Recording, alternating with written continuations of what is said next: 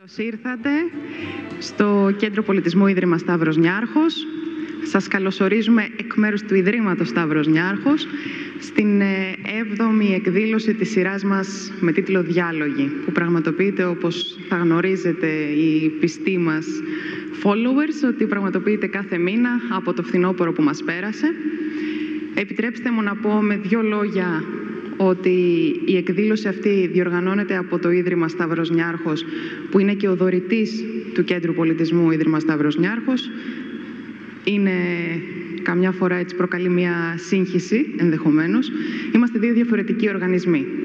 Το Ίδρυμα Stavros Niarchos, που διοργανώνει και τη σειρά εκδηλώσεων και συζητήσεων με τίτλο «Διάλογοι», είναι ένας κοινοφελής οργανισμός. Ένας οργανισμός που η δουλειά του, η αποστολή του είναι να κάνει δωρεές σε μη κερδοσκοπικούς οργανισμούς. Η μεγαλύτερη δωρεά μας μέχρι σήμερα αφορά τη δημιουργία του χώρου που βρίσκεστε σήμερα, του Κέντρου Πολιτισμού. Το Κέντρο Πολιτισμού από πέρσι το Φεβρουάριο έχει παραδοθεί ως δώρο στην ελληνική κοινωνία. Είναι πλέον στην αποκλειστική ευθύνη και αρμοδιότητα του ελληνικού δημοσίου. Επομένως, είμαστε διαφορετικοί φορείς, αλλά συγγενικά συνδεδεμένοι δε, και εξακολουθούμε ως Ίδρυμα, στο πλαίσιο της κοινοφελούς μας δράσης, να στηρίζουμε το Κέντρο Πολιτισμού με δωρεές μας για τα προγράμματά του, που όπως ξέρετε είναι πολλά και δωρεάν, αλλά και για τα λειτουργικά του έξοδα. Κλείνοντας λοιπόν αυτή την εισαγωγή για το ποιοι είμαστε εμείς και πού βρισκόμαστε σήμερα, να σας πω ότι με αφορμή και τη σημερινή εκδήλωση που θα μιλήσει για το φαγητό, κάναμε νωρίτερα σήμερα το πρωί μία ανακοίνωση ως Ίδρυμα αναφορικά με μία νέα μεγάλη δωρεά μας, με αποδέκτη βασικό το Πανεπιστήμιο Rutgers, που βρίσκεται στο New Jersey των Ηνωμένων Πολιτειών, το οποίο όμως θα συνεργαστεί με δύο διακεκριμένα ιδρύματα που βρίσκονται στην Ελλάδα, το Γεωπονικό Πανεπιστήμιο Αθηνών και την Αμερικανική Γεωργική Σχολή στη Θεσσαλονίκη, προκειμένου να υλοποιήσουν ένα πρόγραμμα ενίσχυσης του αγροδιατροφικού τομέα στην Ελλάδα, με έμφαση στην ενίσχυση της απασχόλησης των νέων ανθρώπων. Είναι μια δωρεά η οποία έχει έναν υψηλό προϋπολογισμό. Σε δολάρια είναι 27, σχεδόν 27. Almost 27.5 million US dollars. Its main aim, as I mentioned before, is to help young people, because this came from an idea we had, and this was part of our initiative to try to help the youth and to combat youth unemployment. And it's under the umbrella of grants of the amount of 100 million euro, which is called Recharging the Youth and Reinforcing the Youth. So we'd like to show you a short video which we prepared on the occasion of this grant. And I'd also like to invite the representatives of the three bodies who are with us today, from the Agricultural University of Athens, from the American Farm School, but also from the US. People came from Rutgers today to be with us because of this great moment, because we've joined forces and we're trying to do something great for the Greek youth. And I'll now give the floor to Anna-Kynthia Bousdoukou, who will be the moderator for today's event.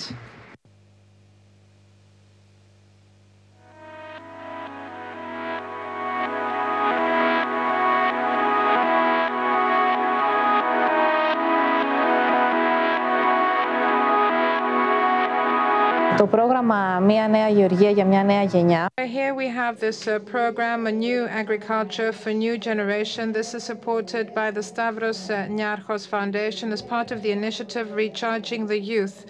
This initiative aims at reducing unemployment in Greece, particularly for young people who are suffering because of the crisis. We had a grant of $2.1 million. This was given to Rutgers University, and they're spearheading this initiative. So we decided to look at the agri-food sectors in which Greece could have a competitive advantage and room for growth. So it is part of this effort, and we ended up with 20 studies. This was the if you like, shortlisted, these were the shortlisted studies. And then we moved to a bigger grant, this time of the order of $27.4 million US dollars, in order for us to help young people. So what is the objective of this 3-year effort undertaken by the Stavros Niarchos Foundation? What we want to do is to create the foundations for the further development of agri-food business and trying to support people who actually support the agri-food sector.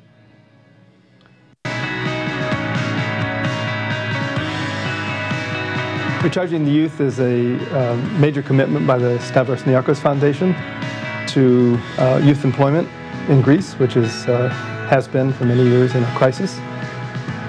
The foundation had decided in 2013 to make a major commitment in this area. When we met them, they had already decided that agriculture and food was going to be a major pillar, one of 3, in recharging the youth.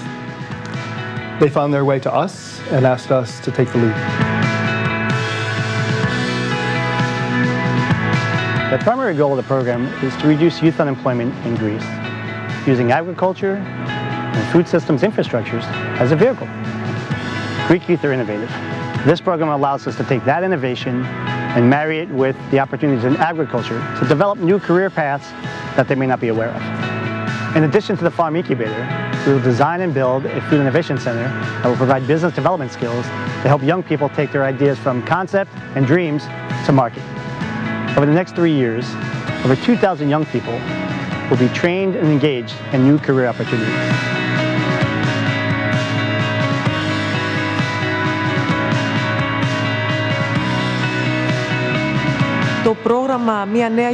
The program is part of the general initiative undertaken by the Stavros Niarchos Foundation, Recharging the Youth, which aims to help combat unemployment because we have very high youth unemployment rates in Greece. Now, the 3 pillars are, first of all, training and specialization of young people, not only in relation to agricultural practices, but also entrepreneurship in the agri-food sector. The second pillar has to do with the creation of an extensive local network of consultancy services, both at a scientific level and also at a business level. And the third pillar, which is a great innovation for Greece, is the creation of incubators of agricultural practices and agri-food entrepreneurship. So for every post that is created, we see that 2.8 more posts are added to the local economy.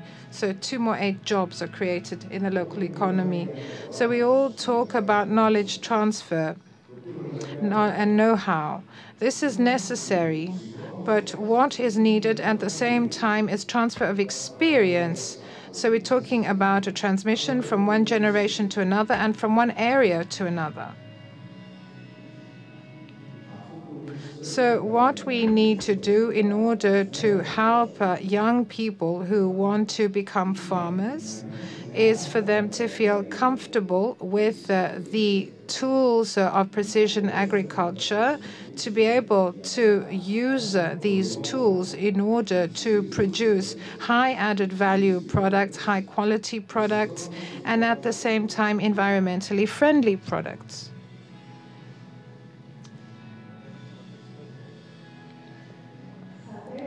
So I must tell you that for the implementation of this program, over 100 people from the Agricultural University of Athens from all levels believe that they must, can, and need to support young farmers with their knowledge and skills. So we believe that this is an investment. This is what this grant is all about, what this donation is all about, because we want to create this new agricultural landscape supported by scientists who are willing to, but who also know exactly how to do this. This program also provides us with the opportunity to work together with others in a strategic way, so we can partner with institutions all over the country and also producers' organizations. So we'd like to believe that in the coming years, this will be the foundation for a creation of a national support system for farmers. We'd like to offer advisory services, scientific advice, which will allow innovation to be created. So we look at the soil, we look at the propagating material, the nutrients in the soil, how a plant grows, how it's harvested, and after harvest, how we can ensure that a high quality product will be manufactured that will be sold easily, not only in the domestic market, but also in foreign markets, because that's our main aim. So we have specialized training. Every young farmer has an agronomist who goes to his field and looks at the business of the farmer, looks at the problems that the farmer may have, what has happened to date. So they jointly decide on what needs to be done in the field, what interventions need to be made, and together with all this group organization, people are also coupled with mentors. So we have a mentoring program, and this is something that is very important.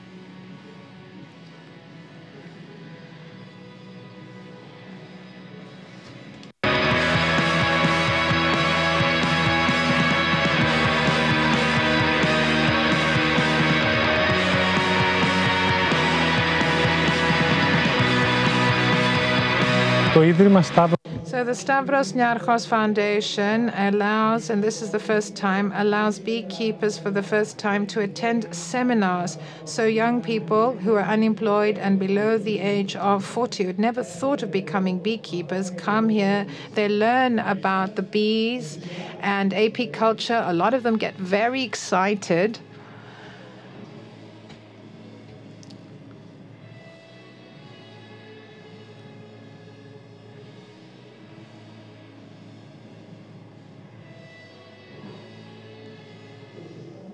So what we're actually trying to do is to pave the way and help young farmers to become active in the agri-food sector. So it's got to do with what plants they choose to cultivate, how they will cultivate the plants, how they will actually pack them after harvest, how they will market them, marketing as well, that they need to have a business plan. That's also vitally important. So the agri-food sector is a very promising sector, and there's a lot of experience. And I think that the Agricultural University of Athens has a lot of experience, so it can actually disseminate this knowledge thanks to the generous donation by Stavros Niarchos Foundation, so we can help young people who are now unemployed and offer them a bright future. So our motto is no talent must go to waste. No young people who want to become active businessmen in the agri-food sector should not be disappointed and should not be ignored.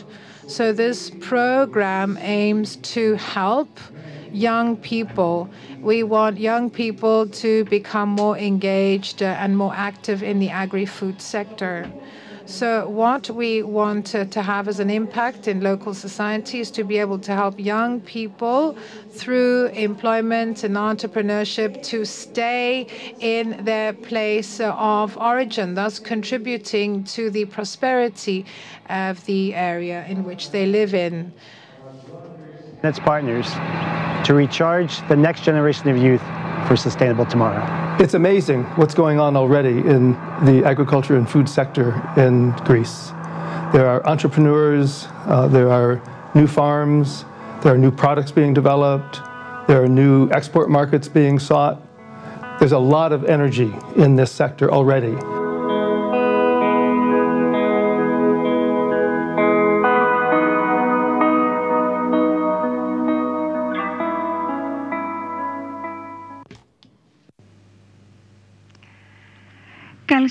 Well, I'd like to bid you a good evening also, ladies and gentlemen.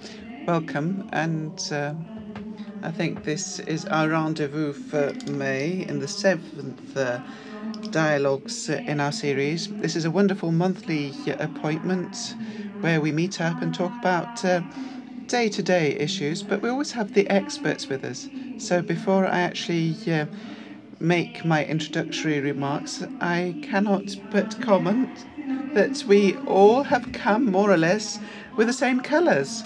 Most of us sitting around this table have, in fact, the same colour. Stavros Niarchos explained. What's the explanation?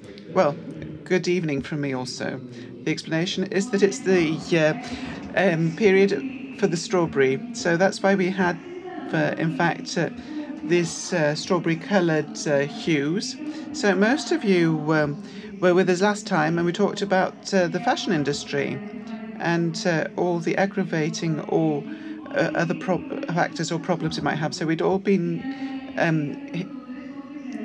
in a dress code of black and white. So it seems that we have come in a rather sweeter and more summery look. So I'd like to welcome all of you who are in fact watching through live streaming, and I would like to welcome all of you who have started wondering certain things, because I must say that the subject makes you wonder if taste is pleasure, communication, or is it something that I will simply eat to be sated, if it's an art, or all of this world around food, sweets and drinks? Well, I must say this opens up and stimulates other senses above and beyond what we normally feel in order to be sated. Now, without needing to say a lot of words for each and every guest separately, I would like to say that we have, in fact, certain very loved figures amongst us, and they bring to mind cooler, summery, sweet or salty tastes. We know that you have your own audience, and we are very, very interested in talking about Greek gastronomy. What's happening with our sweets? What's happening in the dessert field, Stavros Niarchos? What are the Greek desserts? Or what is the place of a dessert in the Greek tables? Madame Ginger, so you're the food blogger, Marlena Badaki, and she's going to talk about the internet. How has the internet actually come into the space of taste, and where does it help, or where it can actually disorient? We have Diane Kochilas with us. She's a chef, she's a producer, and she presents the Greek Table series, and she is able to communicate both abroad and within Greece issues related to Greek Table. And our very much loved chef Lefteris Lazaru, and he is the chef of Varoulko restaurant. I know that we all know the Varoulko, but we know that there is also another very well-known story of Michelin, and we know that he actually received the first Michelin star, in fact, 16 years ago, and he continues to keep it even today. Now, Mr. Mitsopoulos, and we have Vasilis from Kozani. He's a saffron producer, and he produces a product that we're very, very proud of. And this actually is exported abroad, and it makes us proud because it makes us feel that we're doing well. This is our gold, it's our treasure.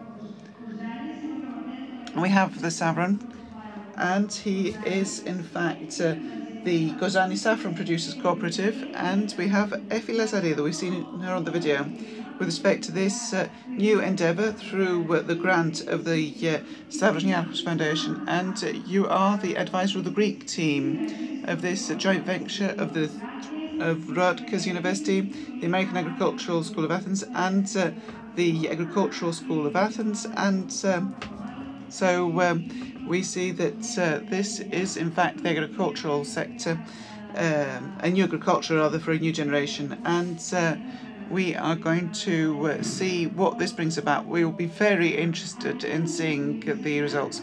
I think that I have said enough, but I'm very pleased to meet up with you all, and that's why I tend to be a bit long-winded. So the first question, however, and I address it to all, what does a plate of food and a plate of desserts actually depict or represent for our culture? So we tend to say that in the Mediterranean we have, in fact, multicoloured food, and we have certain traits and features that are related to the Mediterranean cuisine. So what elements can the plate of savoury and a plate of desserts actually give with respect to the Greek culture? I'd like to speak first. Thank you for being here. Well, a plate is actually our history. It actually hides our homeland, the love of the person who cooked it, and who wants to offer it with so much joy. It also hides communication. And I think a plate depicts absolutely everything. And we see that nobody can hide behind the plate. We know that everything is, in fact, real, and all our senses come alive from the moment that you start tasting. So that's why I believe that the profession of the chefs and cooks is, in fact, full of art, and it actually denotes his or her culture and sensitivities. But also it brings about a lot of stress, because from the moment the dish leaves your hands, it's judged. So it's either approved with applause or it's rejected. So you know what it means to actually have 80, 100, 200 or 400 people that you want to provide a meal for. You've got to actually organise yourself. You've got to see how you will be able to bring about, in fact, a harmonious result, and to elicit memories in those who are going to taste it. We all remember that the memory of taste is the taste of memory. So that was, in fact, a few points in order to elicit a dialogue. I don't want to be the only person to speak, and I think we can actually have other people speak in the panel. We're just having a discussion. One person talks, we actually mingle together, we have pots, we have pans. After listening to Lefteris Lazarou, and I will put an asterisk there so that we can remember it and come back to it later on. So maybe a tweet can judge something. Maybe the tweet can judge a dish or a post. That's a big, brave new world. And this is something we will discuss later on, and how things are actually criticized by tweets. Okay, it's on. The microphone is on. So hello from me. Thank you very much. It can be judged not by a tweet, but by the person reading the tweet. And it can be judged only by its appearance. And then the person can decide whether it's a good dish or not. Continue, Mary-Lou. This continues. Continue, Madam Ginger. Sometimes the dishes are judged by only their appearance, and they may be rejected or accepted, as mentioned by the chef. Continue, Mary-Lou. We'll solve the problem with the roving microphones. Maybe we can talk together like a duet. So this is a very important part, and as you correctly said, it may be good or bad. Let's see how stressed out a chef is, waiting for what will be written as a review about his dishes. Is his cuisine good, or is his profile on Facebook more important? What's more important? I will discuss that later. As far as I know, and I'm talking about Greek culture and Greek gastronomy, my question to each of you is whether there's a framework in which we can place the Greek cuisine, the Greek gastronomy, not only internationally, but generally speaking, the question is whether nationally there is a framework within which Greek gastronomy evolves, whether it develops, because we talked about history, we said that it's art, we said that it's part of culture. I can talk about dessert, says the pastry chef. Well, there were no sweets, no desserts traditionally, meaning we have the main course and then we have dessert. And this is something that you can find in other countries. Normally, we eat fruit after the main course. Well, it was as if dessert was a luxury. We offered it, for example, during a celebration or when there was a wedding, at a wedding reception. So dessert is not in order for you to have a full belly. It's not to satiate you. So we wanted to be small but high quality. And in the last few years, we see that pastry, patisserie has developed a lot in Greece. And I think we're somewhat confused. We no longer know what's Greek or what's come from other countries. I think we have adulterated our identity. We didn't have a very strong identity when it came to dessert, when it came to sweets. But I think we can still develop it and come up with a new, modern, contemporary Greek patisserie. There are encyclopedias. We have the marzipan. We have cheeses, for example, and they make out of sweet cheese lovely pastry in Crete. This is something we can develop further, but the chefs and the pastry chefs need to do more about this. But we have an inferiority complex, and we always import what the French do. Okay, what the French do is all good and well, and they actually bring out the old traditional recipes, and they sometimes add a twist to them, and we keep importing them, and it's wrong. Whereas if we have marzipan, the Greek style marzipan, we can actually do something, or maybe we can add yogurt to some desserts. And I'd like to say that you know that a lot of people talk about Greek yogurt, and it's used all over the world, and it's famous. Diane, with your experience from the US, my question is, how do others follow Greek gastronomy? Is there an identity, a Greek identity? Do people know what's Greek and what's not? Some people do know, others have no idea. And they sometimes have a very limited idea of Greek cuisine. But abroad, at least in the US, what actually is important is that our tradition, our culinary tradition, is authentic, it's original. So we have some products that are produced in Greece and that are consumed by 10,000, they've been consumed for 10,000 years, meaning from prehistoric ages, like lentils, for example. People have been eating lentils for thousands of years. So this is part of the Greek DNA of the dishes, the Greek dishes. It's not just what is included in the dish. And for me, it's something we develop. It's something that we actually have there, but it embraces other things. So it has an identity. It maintains its identity. But it's not just that. It's also how Greeks enjoy their food, because food is not just a physical need. It's not just to fill your belly. It's also the culture surrounding the Greek dishes. For example, I grew up in New York. My parents were migrants from Greece.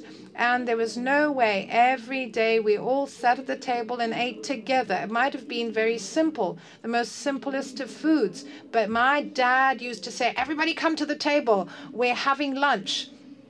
So this is something that is stuck in my mind. So what does this actually mean when it comes to communication? How is this linked to communication? And how, is it a milestone, a landmark? I'm talking about the family table or friends sitting around a table. So how does food act? How does it function? What's the function of food? It's a general question. Well, in the US, Greek food is very friendly. Let me call it friendly. I think that there's a human touch when it comes to the way in which Greeks eat food. And I think this is really what has helped Greeks be so successful in the catering business. We love to feed people. We are very proud of our food, and we like actually doing this. We like having restaurants, and we communicate this to the rest of the world. Whereas other people who are not Greek don't actually have the same feeling. For them, food is not the same as it is for us. Well, I think there's sometimes this confusion, and you can tell us whether there actually is this confusion or not. So people sometimes think that because many Greeks abroad are very active in the catering business and the food business, this is something that we've been known for. We are known for our hospitality. So the question is Greek cuisine evolving abroad, you mean? Yes, it is. It is evolving. It is changing. It may not actually be connected to its roots. I've been in Greece since 1992. I came on the 14th of October, to be exact. And I feel like a foreigner sometimes, and I have experienced these changes and the return to the roots, as all of us have. And we are together with people who are pioneers when it comes to Greek gastronomy. In the US, you don't have the same feeling. There's no baggage, says Diane. You can do whatever you like. There's nothing to actually restrict you. There's no dilemma, because you might start thinking, is this Greek? Is it not? So if it goes with the style of your restaurant, it's okay.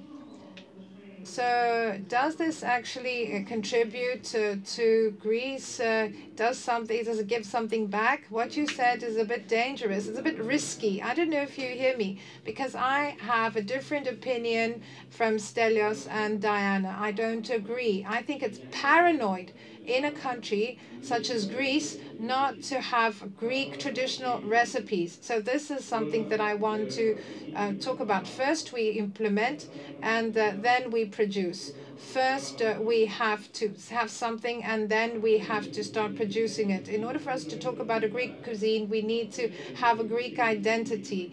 And since we don't have all these recipe books cast in stone, this is the reality, whether we like it or not. And sometimes it's good not to pretend. We don't have Greek cuisine as a set of recipes. In each school, chef's school, they have different recipes. It's not that they have a specific set of recipes that make up the Greek cuisine. This is my opinion. So what I think is, it's not important how much we produce and when we produce it. The question is, how do we apply this in practice? How do we actually implement what we do? If we have a specific set of recipes that make up the Greek cuisine, I'm sure we'll be able to make leaps and bounds. How can this be done? Can you just cite an example? It's not you don't need an example. It's a matter of will. We have to have the Ministry of Education, which has to sit together with the experts and say, this is the Greek cuisine. These are our recipes. How can this be done? You have to see what the local products are, and you have to use that as your basis. I think it's very simple. You wanted to add something here. Thank you. I'd like to thank you for being with us today. I wanted to say that there has been a huge evolution. There's huge visibility, as we say in English, of the Greek cuisine abroad, but also we need to create the context, a framework, as you correctly said.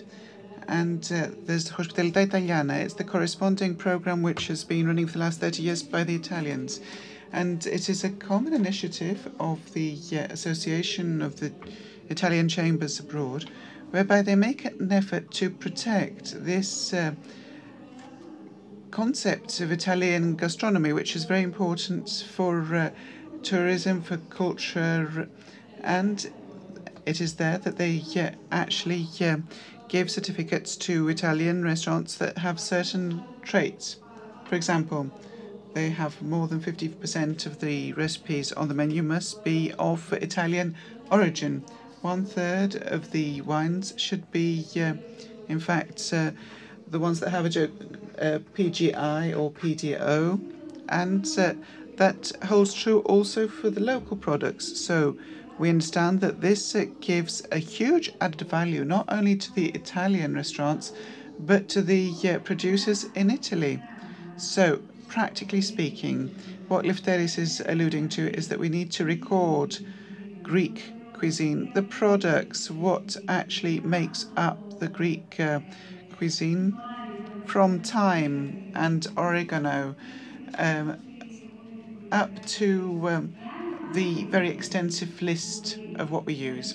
So if there is the will, can we record it? Is there a mechanism? Well, it's not a matter of will alone. If there's an initiative, there's also knowledge, of course, yes.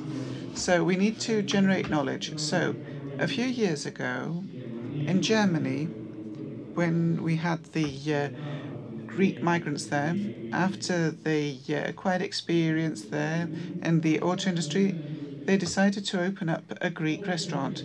So whoever ate there never wanted to eat Greek cuisine ever again. That's something that we all know. Things like that don't change. So I think it's the cuisine that has really been put to the test, and it's gone through, in fact, it suffered a lot. So I wanted to ask you, if somebody who's actually gone and eaten a Greek salad in Europe, if it had anything to do with a Greek salad, it's true. There was nothing Greek in it, neither the tomatoes, the cheese, the feta cheese, the olive oil, not even the onion. So in Italy, if an Italian restaurant actually says it's an Italian restaurant in the States, it's been actually been audited. They should write Mediterranean, they shouldn't write Italian. They can have pizza in the title, but the attaché on the ambassador will go by and check it out. And we all know that the Italians actually built models easily, but they were able to make them prevail. But we were not able to do that for our simplest ingredients. So we have a large share of the responsibility. And this is true also for the producers, because in order to increase our production, we actually perpetrate many mistakes. I think that's known also. So we're coming to the agri-food sector, and we know that this was what we tended to say the heavy industry of our country, and I'm referring to tourism. But before tourism actually was developed, before we have such promotion, it was the fields, the crops.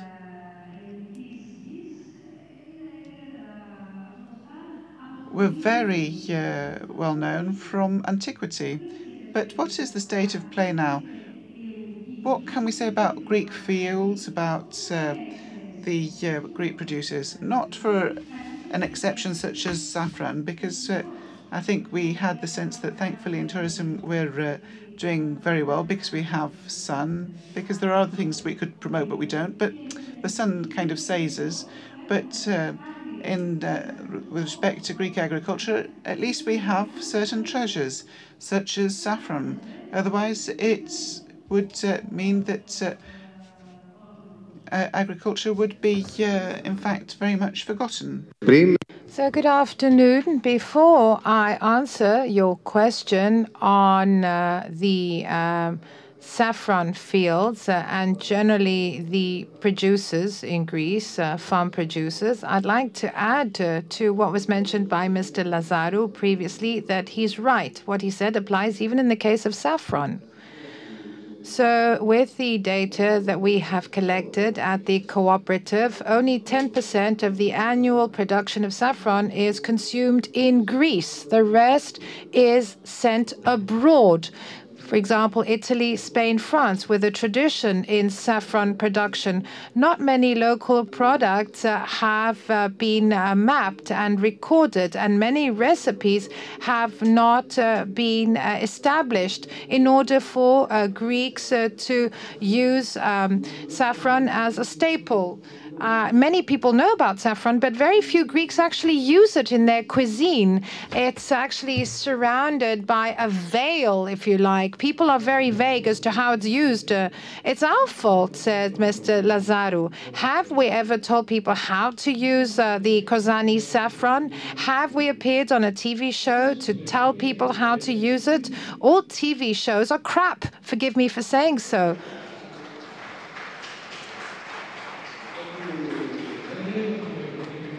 I'm talking about different realities. We no longer have cooking in the true sense of the word, in a practical sense. People want to learn how to cook. I want to say that we haven't seen any increase in saffron production. I had asked you when I called you on the phone whether as a cooperative you have an advisor, a cook as an advisor. That's a huge mistake. We have a chef, a cook, who has produced some local cuisines. But you don't sell saffron just in the city of Kozani, where it's produced. You sell it to the entire world. And this is something that a great chef, Mr. Morakis, told me when I first met him 10 years ago. He says, Vasily, you're cultivating saffron, you're working in the cooperative. Give me a recipe. And I said to him, I don't know of a recipe off the top of my head. And he said to me, how are you going to sell something if you don't really know everything about it? So let me come back to the Greek market. We keep hearing about Greek olive oil, for example, which we sell abroad. Or we hear about Greek wine. Well, we'll talk about Greek wine later on. In any case, we keep hearing about Greek products and we export them abroad. The question is, here in Greece, do we know how to promote these products? The same goes for mastic from Chios. This is a unique product. Mastic. So if you go to the island of Chios, nobody eats mastic. Gum. That's interesting. Why is this the case? They don't like it, they say. They don't like it. Whereas you should go to a patisserie there, a bakery, or a sweet shop, and they should offer you all these wonderful sweets containing mastic. But you ate panna cotta in here, so you shouldn't be complaining. Well, this phenomenon is really intriguing. So let us think what kind of breakfast is offered in Greek hotels. And if we didn't have this initiative of the Chamber of Hoteliers of Greece, which started 10 years ago, called the Greek breakfast, we'd still be eating all these plastic eggs, for example, or honey, or which isn't really honey, it's like imitation honey. It's this makes me think of a case where you go to a lovely, picturesque village in the middle of nowhere on the mountains of Epirus, and there you actually go to have breakfast, and they give you German butter, for example. And let me talk about now implementation. Things will improve as time goes by, but let me give you my experience, and let me tell you that all Greek local producers are very disappointed, and they've been complaining bitterly. Due to my job, I've spoken to dozens of producers, and they keep saying that the local society doesn't prefer their products. They're going to go and buy a cheaper product from a supermarket, or they might buy in bulk. That's terrible. That's a huge problem. Buying in bulk, that's one of the worst enemies we have. And you asked about the model and how you can go abroad and promote your products, or even in Greece, talk about the identity of Greek gastronomy. So the model we used in the case of a promotion for Greek wine and the Greek agri-food sector also should look into this. So what we did with the viticulture sector is we went to the whole value chain from the person who has the vineyards, the traders, those who bottle the wine. So the question is, what do we want? What do we want our image to be? What does assyrtiko mean? That's a variety of wine. And what do you actually eat with it? What goes with it? And which wines could accompany assyrtiko? Stavro. I think we need a microphone, a roving microphone to Giovanna Liku, who's with us. She's a sommelier. Giovanna Liku is a sommelier, a wine instructor, and head of the team Wine in the City. Because I think we've touched upon the main characteristics regarding the promotion of Greek wine, meaning what causes the damage. How do we promote Greek wine? Do we know the good wines in Greece? How do we know about good wines in Greece? Because sometimes some wines are only exported. They're not consumed here. And sometimes we think we're doing very well abroad in other countries, and we seem to be doing quite well. It's not just an idea that we have, it's actually true. Could you stand up, please, so that everybody can see you? Because now you're sitting down. So please stand up. Thank you very much. So you touched upon many different issues. Thank you for giving me this relay. Yes, wine in bulk, that's a huge problem. And it's also got to do with the culture, that we're not really that clear when it comes to our culture. That I haven't welcomed you, first of all, so thank you all very much for coming here today. Thank you for the invitation. I am a person who is at the front line, and I'm in the final step of this procedure, of this process. So I am the person who connects the product, meaning the hard labor of a person to produce the wine, to the final recipient, who is none other than the consumer. So what is the image, you asked? Well, a lot has been done. Great efforts have been made to promote wine. And I want to talk about wine as a good, not as a product, as a commodity. So people sat together, they agreed upon things, and we said we have 4 varieties, 2 white, 2 red varieties, and these are the ones that we will use to promote Greek wine abroad. And I think it was the right choice by way of quality as well, but also as to how we could support them by way of marketing, because marketing is also very important. It's very different to promote Assyrtiko, which comes from Santorini, and it's very easy to promote that because you can actually weave a beautiful story about it. And let me say that Santorini is the only island which promotes wine tourism so beautifully, and it's very different to take a Villana, for example, or Robola from Cephalonia, and not to have a lovely story to go with it, at least not from the start, not from the outset. So we have bulk, wine in bulk. I try to prepare myself accordingly to give you some statistics. I wanted to give you some figures and facts. We only consume 36 to 40% of the total consumption of bottled wine. The rest is bulk. The rest is bulk. It's not bottled.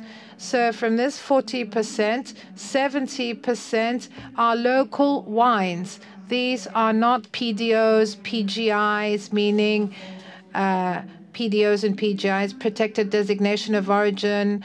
They are just local wines. There's nothing bad about that, mind you, because they do have a label. They are certified and they do have these seals.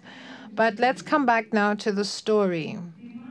I also remember very vividly, and this was very romantic. I remember sitting around the table. Everything is so romantic, and we also have the fact that we are around the table with our family, and that gives you a wonderful feeling. And most of us have large families, extended families, and then you get a tiny little glass, and inside it's got this liquid which is orangey in color. It's orange, and we want to call that wine. You can't actually forget the memories and invalidate the effort that goes into preparing a good meal. And you can't ignore the fact that your granddad makes his own wine. Sometimes the wine is successful, sometimes it's not. Sometimes it tastes good, sometimes it doesn't.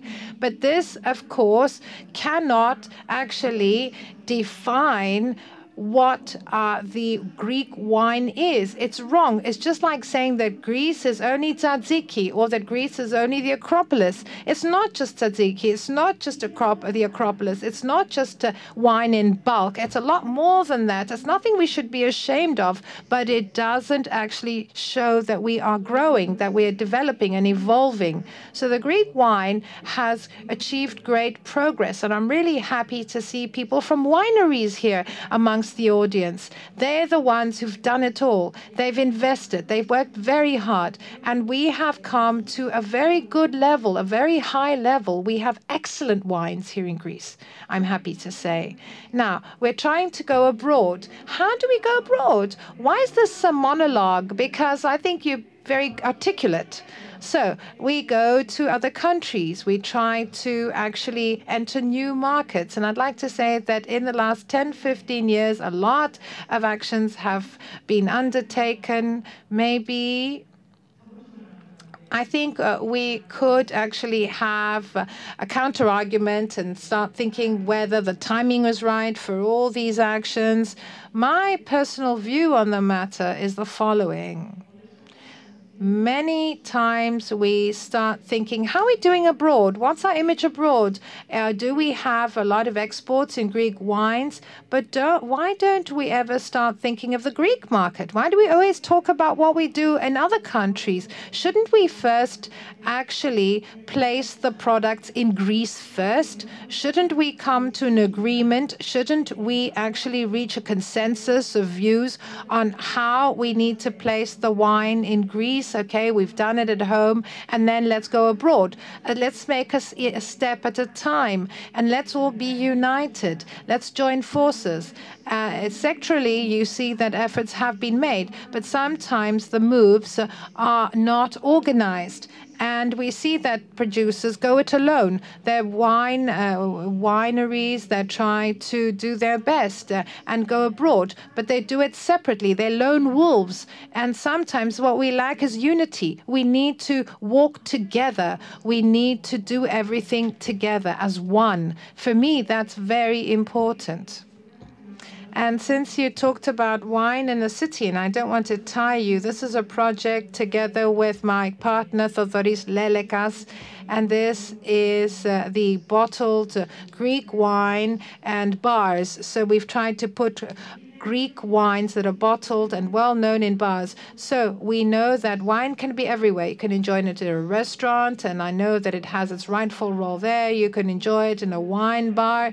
And this was a great step in order to make wine more popular. People used to go out and drink a great glass of wine at a very good price, at a very affordable price.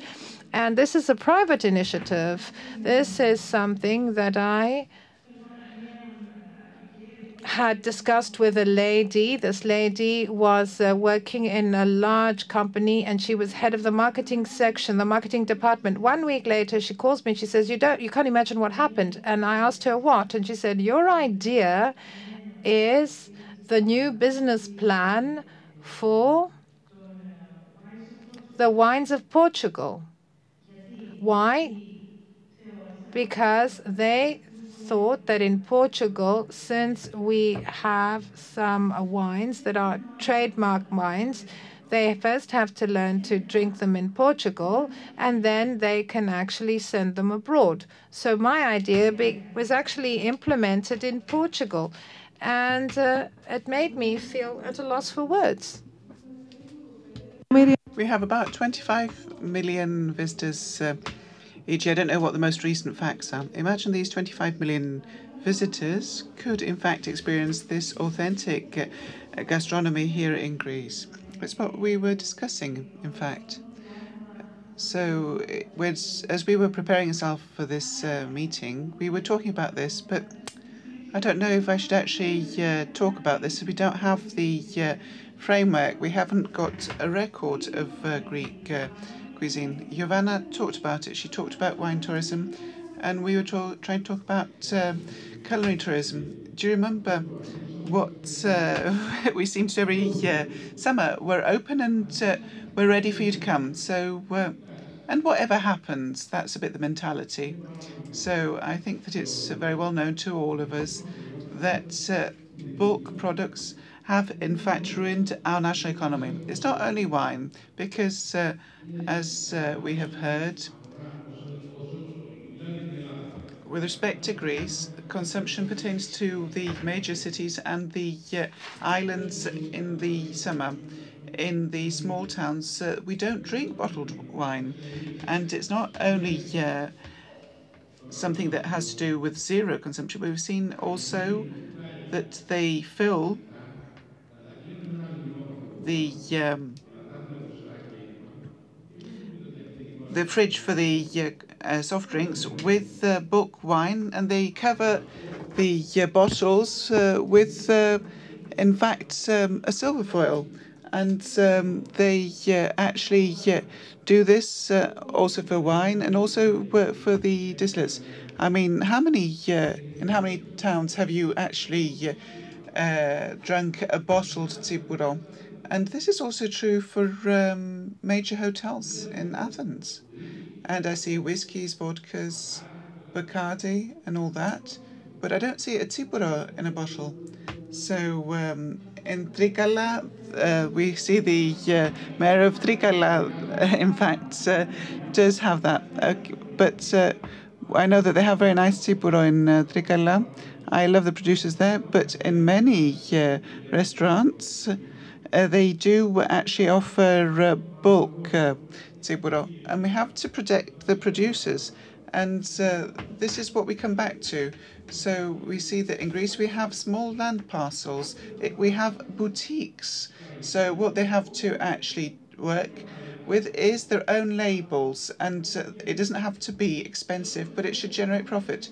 So we know that the grandfather dies and each of the child gets, in fact, 2 stromas only. And, then they fight amongst themselves and nobody cultivates anything. So we know that from Evros to Kalamata in the past, all trade was through the railroad, but we have now opted through lorries without having the motorways. Now, 5 months ago, we had, in fact, the motorway to Ibiros. Before then, you needed 7 hours, and now it's down to 5. So you can't have growth in this manner. You have to actually plan for growth. And I'm very pleased to see the mayor of Trikala here, because I must say you've done outstanding work in Trikala and your town is wonderful. And I must say you have been very successful in your endeavours. But we don't have many such examples. Giovanna, thank you very much. And I wanted to add something, if I may, as Mr. Lazaro talked about that. There are no few times that we actually go to venues that have a wonderful food, but we see that wine is not up to scratch. I mean, it does not match the quality on your plate. There are 3 flavours: food, wine, and there's the third taste that has to do with matching the 2. So there is no better match. It's like finding your other half here in this world. So if you can actually match food and wine, that is in fact an ultimate sensation. So as we are talking about this here today, I think it would be good for people to get to know about things like that, especially people in the sector and who have their own restaurants. So we shouldn't leave anything to chance. And I am going to help to make a record of these recipes, and I will do this with great pleasure. So I would like to remind all of you who are here today that we know that the Greek wine brings us closer together. It's what we said, Chef. We always said with our friends, let's go and have a drink of wine. It's not like we go and say, let's go out and eat a meatball, for example. So, okay, we all say, let's go and drink a glass of wine together. So I think that you can very much take part in our discussion. We have a dialogue here today, and you can put a question.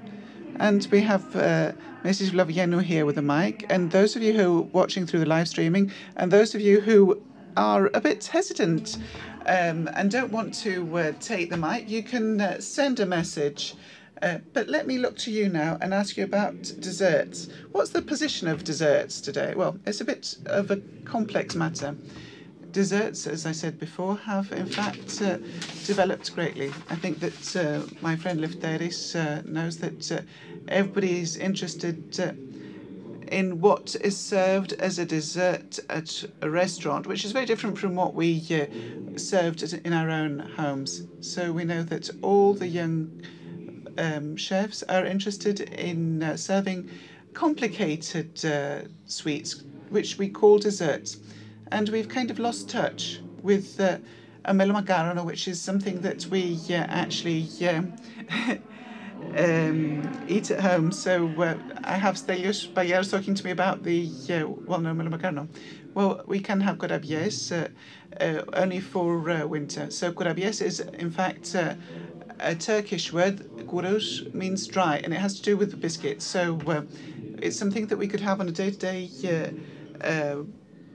basis, and we could have various variations, and we could package it and sell it as a Greek biscuit. Recently, and I refer to what Lefteris said with respect to writing down our recipes, I have a complaint that we don't even know the recipes that are well known, and we could actually look at what is produced locally in Zakynthos, Crete, and families that actually produce excellent sweets, but these are actually lost because nobody knows the stories, and they're being lost.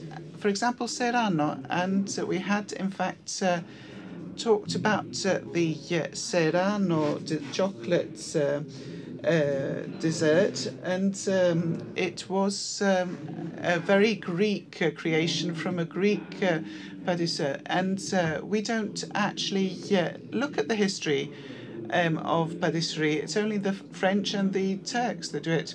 And when we went to Paris, we actually have, in fact, the mandolato.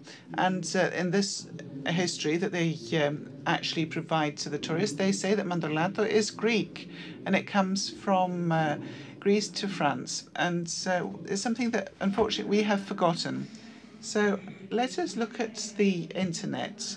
I think we've actually been a bit behind our times, but there are in fact many, many problems that we are not able to keep abreast, even though we believe that we have in fact a very good result. And I must say that we have not perhaps understood the benefit for Greece if we could actually take advantage of gastronomy, of patisserie, the agri-food sector. So, Diane, I would like to actually go to the States before we come back to the internet, because Marilu has a lot of things to tell us. But, Diane, how do you actually communicate Greek cuisine abroad? First of all, with a lot of love. Right now, I have a show in the US. This is the work of a lifetime. This is now the second season of the show. It's called My Greek Table. The Stavros Niarchos Foundation is one of the sponsors.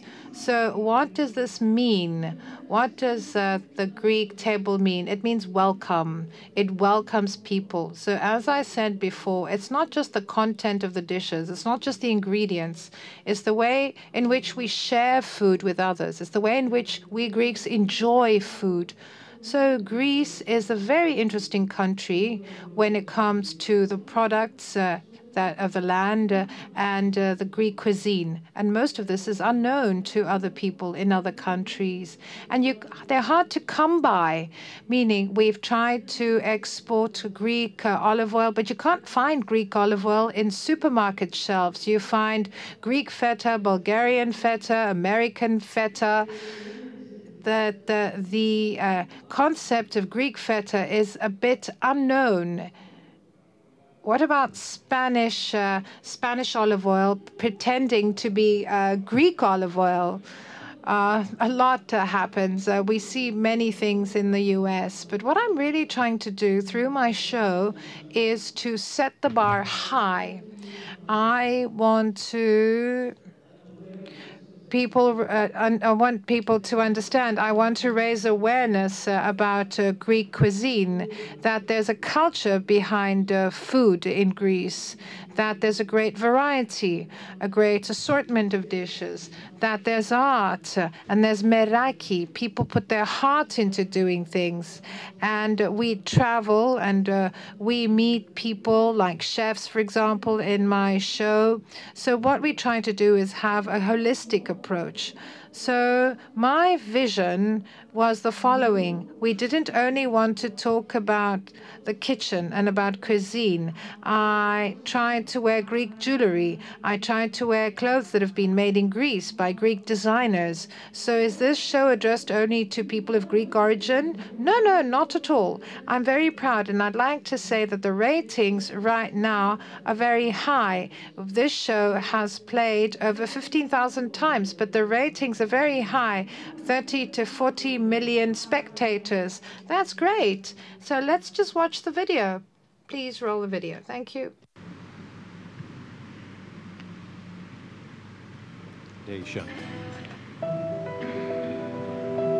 The birthplace of Western civilization. Home to one of the oldest and healthiest cuisines.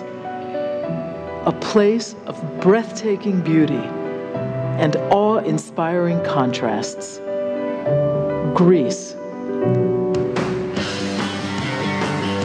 Yasu. I'm Diane Kochilas. I'm a Greek-American cookbook author, chef, and journalist. I was born and raised in New York City, and for the last 25 years, I've lived and raised my family in Athens, Greece. Θα μου τα καθαρίσετε?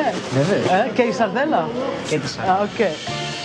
I'm thrilled to take you on a culinary adventure through mythical, modern, amazing Greece. From seaside to mountaintop, from olives to feta cheese, from ancient wines to modern chefs. That's amazing. It smells like cinnamon. We'll explore the best that Greece has to offer. Together, we'll learn time-tested techniques. You know, if you don't get your hands dirty when you cook, it's sort of like not cooking. I like doing this. There's something very therapeutic about being out here early in the morning, working on something natural that people have been doing for thousands of years in this part of the country. Meet fun-loving, passionate people. Γεια σας, τι κάνετε? This is the local version of tragana. The typical Greek hospitality. This would become a meze. Υπάρχει και μονοπάτι. This is all volcanic soil. So the only thing that grows are capers. They're totally pure and totally wild. We'll taste amazingly fresh ingredients. Okay, these are the tentacles. The best part, right? The best. All kids like that.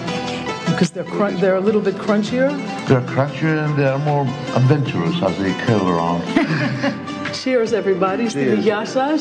And of course, I'll show you some of my favorite, easy-to-make recipes. This is Greece in a pot. It's so good. Look at this beauty. This is a feast of the senses.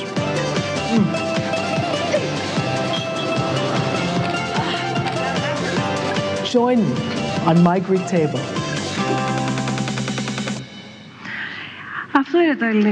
So this is Diane's My Greek Table.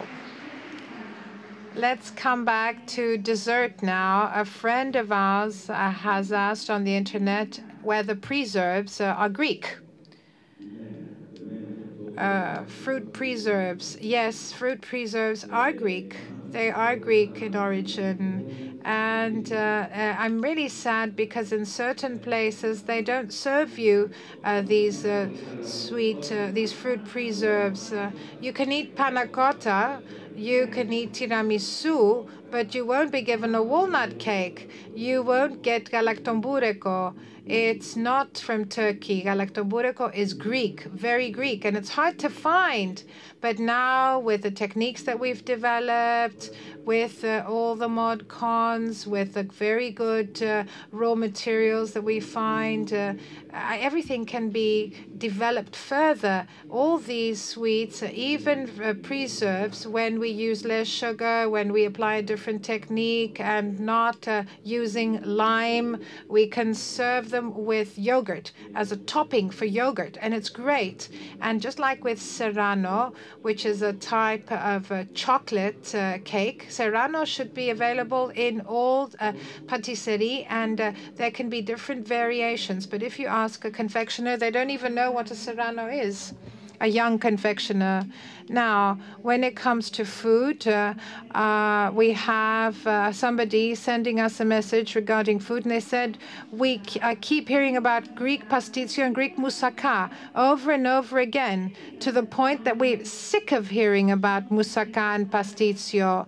And this is not something that we used to find in all Greek homes, but we're famous for the moussaka and pastitsio. But they're not really Greek, because the bechamel is French, the bechamel sauce, and sometimes people just buy it ready-made and it's in powder form and you just add milk to it. And a lot of people go to a restaurant and they just don't really care about the food. And sometimes there are identity problems. Has this been the case? I don't think that people have encountered such identity issues, at least not yet. And I think that the audience the public is slowly being taught how to appreciate certain things. So we think that things are happening even on the internet. So the users are being trained. We see that people use the internet to read stuff. They sometimes are bloggers and they actually post on other blogs, and slowly you see that they're trying to adjust to this new world, which is constantly changing. It's evolving daily. But people from catering are afraid of bloggers. Yes, they are petrified, and rightly so. But why do you say rightly so? Well, because remember we talked about the chef in the beginning, talking about this angst people have and the stress in relation to how their dishes are accepted by the public. But it's also got to do with the image one has on the internet as an entrepreneur. Chefs are scared of bloggers, but most bloggers have no knowledge. They are people who have no knowledge. They just have a podium. They have a platform, and they have the opportunity to judge a chef, a dish, or in a restaurant without really having the appropriate knowledge. So this is just the easy-go-lucky attitude, the laissez-faire attitude, which you find on the internet. And it's not that there is this dislike, there's this phobia, this fear, one might say, because all of a sudden we had many bloggers or many influencers, says the lady, or many people writing on the internet, and these people don't have the knowledge, they lack the education, they know nothing about cooking, they know nothing about the history of Greek gastronomy, and these people are opening up and closing down restaurants in a way. This is happening in the US. Fortunately, this is not yet the case in Greece, but it may happen. So they may actually make or break restaurants. They may damage the reputation. So we are now speaking, but we're not very organized. So we're very laid back. So the very known platforms are one or two. There's one big platform and another one that's rather smaller. So are these platforms the right way for somebody to decide whether to visit a restaurant or not? Can you decide on the basis of what you read on a blog? No. Because there's a lot of there are a lot of bad reviews, and normally you have people writing on these blogs, and they're, if you like, criteria are actually not the right ones. They sometimes say, I don't like the chef on TV, I don't like the chef's Facebook, whether the parking lot was okay. So sometimes you may say that I didn't like this restaurant because there was no place to park outside. So sometimes these platforms give you a lot of information which may be misleading. And I live from the internet. I grew up with the internet. I'm a blogger. But in order for me to go to a restaurant, I'll ask a friend to give me their opinion. So I'm going to then go visit it myself for my own opinion and then tell my friends about it. And I'm always going to ask a friend who actually likes the same food I like. Now, the force of the internet, the power of the internet, how can it help? And I'm looking at Effie and Vasily. So how can the internet help Greek producers develop their know-how? How can we have new cultivation techniques or cultivation practices be transmitted via the internet? How can we share all this knowledge on the internet? So how can we have knowledge coming from outside? Thank you very much. Well, I think that the mere existence of this possibility is very important. And let's not forget that this is a tool that's accessible to start-uppers, to small producers, to everyone. So the internet is a vehicle. It's a means to acquire knowledge, to offer knowledge, to enter into a discussion. It's not a coincidence that today, and actually there are companies that deal with digital tracers. There's a good example from a spin-off company at the University of Paris. I think it's called Kalathos, if I'm not mistaken. And this is what they do. It has to do with the digital traceability of a product from farm to fork. And recently I heard about a company that's based in Thessaloniki. It only deals with the American market. The owners are Greek and the people working there are Greek. The employees are Greek as well. So they take advantage of the time difference between Greece and the US, and they do all the logistics for large companies in the US, for large restaurants, meaning the restaurant closes the time we go to work in Greece. So we have these programmers and they are working in order for people to be ready when they go back to work and to have all the logistics ready so that they can start their daily work.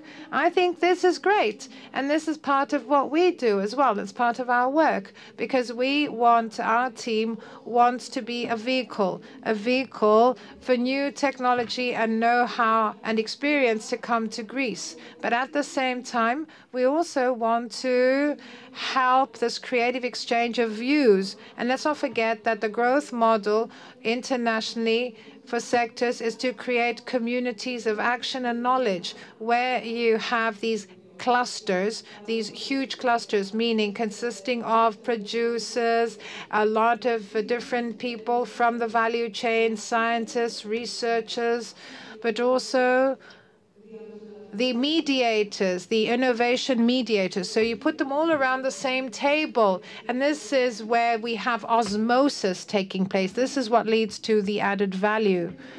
Now let's talk about the Kozani Saffron Producers Cooperative. In the midst of the crisis, do you have a feeling that many Greeks, mainly young people, have gone back to the countryside, that they've become farmers, that they've left the city and have turned to farming? Are they trained? Have they been trained to be farmers? And the question is whether professional producers, for example, people like you, are also developing. Meaning, when you are a farmer, do you develop in your career as a farmer? So I'd like to say that there isn't a lot of bibliography on how to cultivate saffron. First of all, saffron is cultivated in very few countries. Greece is the biggest country in Europe, the biggest producer of saffron in Europe, excuse me. Now, as a cooperative, what do? We help producers. We actually offer know-how and new methods to the producers wherever there's room for improvement. But normally this is to a small degree, meaning everything is based on experience. I know most of what I know from my parents because my parents used to be saffron growers. So I've been picking saffron and looking after saffron ever since I was a child. And most young people who've become farmers, who have gone back to farming, well, they are in the same situation as I am, more or less. Meaning, given the high unemployment in Greece in the last few years, many people who went and studied at university and colleges decided to go back to farming because there was no other way for them to be employed. Is there room for growth, room for development, though? A lot has been done with quality manuals. So we have the Department of Chemistry from Thessaloniki, the Agricultural University of Athens that have provided these quality manuals. They've helped us with the processing of the product of saffron, meaning the quality went up. It went up. So from 97 onwards, 1997 onwards, Krokos is a PDO product, protected designation of origin. Why? Because of the very high quality it had acquired the previous years thanks to the research that had been conducted in Greek universities. I don't know if somebody would like to add something. Well, the benefit of a production is in fact the added value when you actually cook the products. So if you don't cook it, you don't give it added value. So this is something that the producers have to keep in mind. And that is true for all levels. So the more implementations that you teach people so that they know how to use your product, then the greater the benefit. We've never done this. And I think that's one of the major problems. Well, I would like to say nothing has been done in organized fashion. When we're talking about bulk products, we know that a lot of Spanish markets sell Greek saffron as their own. And these are huge mistakes that we've done in Greece. Now, as you've mentioned this, we have received many messages, and all but 2 questions are, in fact, rather fraught because they believe that we are wrongly speaking out against bulk products because it is, in fact, homemade and it's more affordable and it has also an identity. So I'm trying to group the various questions and responses. And they say that it's, in fact, bottled and packaged products that come from abroad. They're not Greek. Can I add something? Well, we, as a true American who believes in the free market economy, I don't believe that it's the position or the place of the state to actually check whether what you're eating is Greek or not. So we see that the packaged, standardized and bulk products have their own place in the market. It's up to the consumer to make the final choice. And it is up to the producer, to the person who's involved with marketing of the restaurateur to convince people that they will in fact stand to gain from buying bottled wine or a packaged or standardized feta cheese. So you know what I'm trying to say. So we know that in the end, the consumer is, in fact, the final judge. Here we see a consumer who is, in fact, very annoyed when we talk out against bulk products. And this goes beyond the affordability. It has to do with the identity of a Greek, and they consider this to be brought. So I'd like to say that the bulk products have destroyed the Greek economy. That's a fact. Nobody can actually contest that. I think it's the lack of imagination that has actually destroyed the Greek economy, not the bulk products. No. Let's actually put to bed certain misunderstandings. So we know that a lot of people buy bulk product and then they standardize it. But a bulk product doesn't have, in fact, a stamp of origin. We don't know where it comes from. I heard the word traceability, so we don't know where the bulk product is from. Whatever has, in fact, a stamp also has the responsibility attached. So would you actually smoke a cigarette that is sold in bulk? So why a legume? Why olive oil in bulk? So why do we have something that does not have its own stamp of origin? So we see one of our audience say, why should I not buy something that is in bulk and use as much as I want, rather than getting the premium olive oil, which is in fact very expensive? I must say the olive oil is a blessing that we have in Greece, and it's still cheap. And when the foreigners see how we actually use olive oil, they think we're crazy.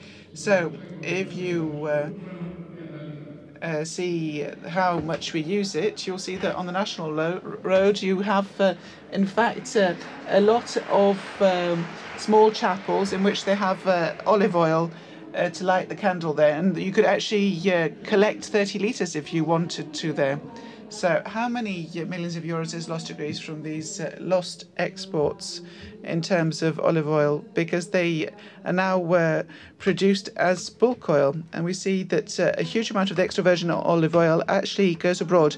We lose out 240 million euros in exports annually. So that means that it is double what we receive today as an amount. Now, I'd like to say something more. I hear this being discussed for many years now, and I'm referring to bulk products, and we believe that it's something that goes back to the 60s, where it was in fact the pure and adulterated product. But we know that this is in fact the product that nobody's checked, that nobody actually puts their stamp to, because nobody wants to be responsible.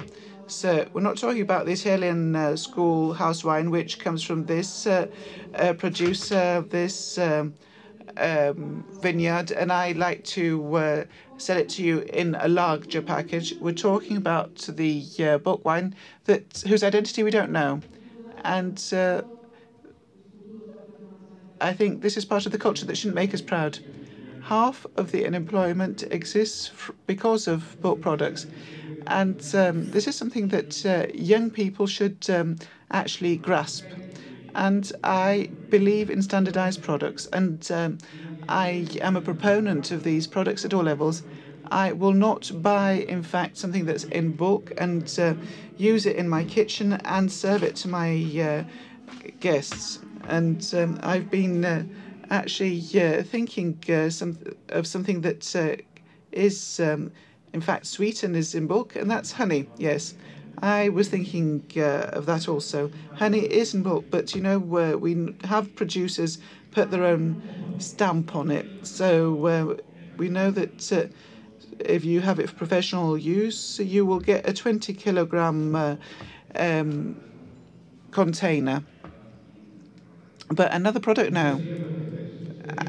I see you want to speak. You please give her the mic. Yes. And also spices can be also bought in bulk. But there is no other ingredients such as chocolate, neither creme fraiche, and even sugar comes, in fact, in packages. Now, Giovanna, you wanted to add something. Indeed. For people in the wine business, bulk is, in fact, something that makes us mad. It is like a red flag in front of a bull. So I can't talk about olive oil, because we know that there's still a lot to do in this sector. But I think what must be understood is that bulk wine should not be considered even as wine. So that should be clearly put across. It's unacceptable for many reasons and at many levels. And I'll repeat what we said before, because it's very important. First and foremost, it does not bear a stamp. When you don't have a stamp, you can't say that this was good, nor can you actually find who was at fault when you had problems with allergies. You don't know the area of origin. So we have a lot of trucks from the Balkans, and we have a Sauvignon Blanc that's not a Sauvignon Blanc, and you get a beautiful plastic bottle that is actually out in the sun, and we see that it has these problems associated with quality, and then people drink it. And I must say that always the price of a product will affect us in our choices. I think that this is important because we still receive a lot of questions that has to do with the affordability. It says that it is the bulk products that keep the prices low. I mean, should we also go hungry and not only unemployed? And there are people who are true proponents of bulk products. And an additional question that we'd like to put to you in Jovana, and this message came in English, and it says that perhaps this problem, this issue in favour against bulk products and the belief that packaged or standardised products might not be a good thing, and something that we need to actually combat and not only not choose. Is that an issue of a lack of culinary education? I think we're trying to sanctify what is made at home. So we see that the chef made a wonderful sauce. He made his own cheese, or a special type of milk, or his own wine. So a barman created his own syrup. How did he make it? Why did you make it? I mean, we've demonized the standardized products because in a certain way they actually intercede in our experience and the romance that we associate with these images. But we do not actually lose out in our memories our grandfather with his own barrel, our romance and our history, because we serve oxidized and thus spoilt wines. And in order not to be the only one who's speaking, I'd like to say that pricing is key in all matters. But in terms of wine, I think it's a matter of information and knowledge. I would like to give a very small example. I went to Antiparos last summer. So we actually, and I drank a glass of wine, and I understand it's a bottled wine and not bulk. And I wondered, what is this? They said this is the what wine it was, and they said it's this producer from Evia, and we see that he actually sells a bottle for 3.5 euros.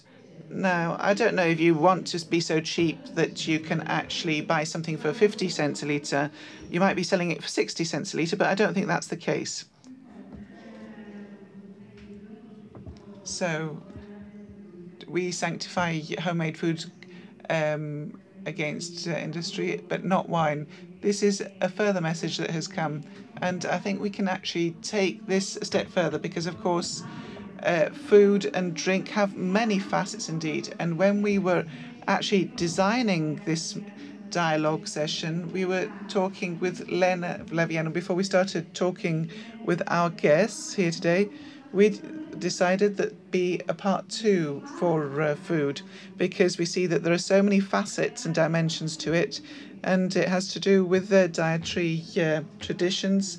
And we know that Greece doesn't do well in terms of nutrition, even though we have so many good products, and we tend to treat them rather badly. But permit me to actually come back to a wonderful table, and a family table, and the issue of communication. Okay, we've all sat around the table, we've eaten, we've drunk whatever wine we drank, we've communicated and we've laughed. A friendly table, a corporate table, or after a marriage when people attending the wedding have in fact eaten their full after they've danced and laughed as much as they wanted, we see that a part of the food actually was left over. Is that something to concern us, or we've had our fill? Yes, we are very interested. I'd like to hear from Mrs. Corafa, who's a representative of the not-for-profit organisation Borume. So could you actually come here? So, can you tell us how this network functions, whether it is in our culture to make sure we don't waste food? And how do you come in? How do you come in? You leave nothing to go to waste. Nothing goes to waste. And I'm talking about the food industry, about the field, about the households. So you asked whether it's part of the Greek culture. Well, in many countries, combating food waste is something that has been in the minds of people for many years, because food waste has many aspects. It has the environmental aspect, the social aspect, and so on and so forth. Because of the crisis, we started being involved with food waste, and also because we want to help people who are in need. So food waste, globally, it is estimated that over 1/3 of the food produced for human consumption ends up in the garbage bin. In the EU, it's 88 million tons, meaning for every European, we have 173 kilos of food annually that is wasted. So it's as if we're saying that each of us throws 100 chickens in the trash bin. I don't know how much that would be in cakes if we're talking about dessert. But of course, there are other things we can go into. That's the bad news, but we also have good news to tell you. So we can, in simple ways, save food. We can do this at home as individuals, but also as professionals. So there's a lot we can do to prevent food waste. So what do we do now? As an NGO and as a team of people who want to reduce waste, food waste, that's one thing, but we also want to actually offer more food to people in need. And I'd like to say that from the outset, we had the Stavros Niarchos Foundation by our side. They helped us in our first steps when we were setting up our network. So what do? We connect supply to demand, meaning wherever there's food that is surplus, we actually try to find who would like to receive the surplus food. So we have a network of such organizations all over Greece. So we offer it to them. How does this work? There's a donor who contacts us and tells us about the surplus food that they would like to give us. And then we find the recipient. We match them. We make sure that this is close by because somebody has to go pick up the food, and based on the real needs of each entity and how many people are supported through this organization. So that's how we match supply and demand. What is very interesting, and you mentioned this before, because here we're talking about real needs, and we're not, I'd like to say that we can't sugarcoat this. So before we started talking, you told me about communication, about how we communicate through food, even though we know that there's always this need for food. It's something that our organism needs in order to survive. So every day, through this network of food, we can save food and offer food. I'm talking about 20,000 portions daily, 20,000 food portions daily in Greece. So the distribution is nationwide. Each portion counts. And we are trying to offer this food to people in need. And of course, we have to treat them with dignity. So when we have a soup kitchen, for example, people share things. They go sit at a table and share amongst themselves. So we're not just talking about basic needs now. We can also offer different types of food, cooked food and also dessert. And I remember recently a very well-known patisserie in Glyfada offered lovely desserts, and we gave them to families that were destitute. And the lady who was in charge of this organization that received all this dessert came and told us that how happy a mother was because she was able to get this dessert and give it to her child. And this is something that filled her with joy. And sometimes we have cooked food that is from various events, for example, wedding receptions or elsewhere. And we distribute this food to those in need. And people, for example, are very happy to receive this food because on that given day, instead of giving the set menu, they give the people who go to the soup kitchen some very high quality dishes that had been presented for a wedding. And they actually call us back to say that these people felt great because they enjoyed something that was a true culinary experience. It's not that they just fulfilled a basic need. Thank you very much. It's not just for sustenance, it's also for enjoyment. So thank you very much for all your comments. It's very important for us to think of others, not just to think of ourselves. And I think it's very much in fashion for somebody to become a chef or a pastry chef. It's a sign of the times. I think that, and this started from TV basically, people think that it's easy to become a chef or a pastry chef, young people in particular, and they say, I want to be a chef. And if you ask a young person and you ask him, what are you studying? I'm studying to be a chef. But you can't study to be a chef. In order for you to gain the title of chef, you have to really work very hard. The same applies in the case of pastry chefs. Can you study to be a pastry chef in Greece? Well, we always had these public schools. There was one in Panitha. The other was in Anavisos. These are state-run schools. And lately, a lot of institutes training institutes have opened up, and you can become a bartender, you can become a cook, and you can become a pastry chef. And we're talking about young people, older people, boys, girls who want to study to be pastry chefs. And I really wonder what they're being taught there, because these are not official, if you like, educational entities. They have no infrastructure. Sometimes they don't even have the materials, the ingredients. I've actually been to these places because I go offer seminars, and sometimes it's terrible. The situations are appalling. What about what happens abroad? Well, it's very different. I recently went to a gastronomy conference in Istanbul. We went to Cappadocia, and in the middle of nowhere, there was an old building that had been converted into a college for chefs and pastry chefs.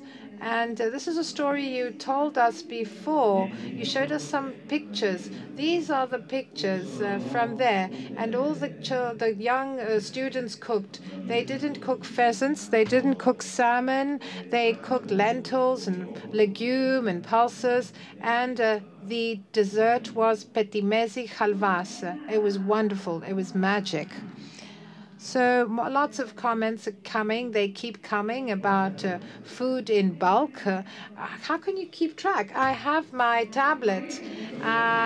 So you're the internet girl. I see that you are reading. Well, I can read from paper, but I can also read on the tablet. There's also another dimension regarding food.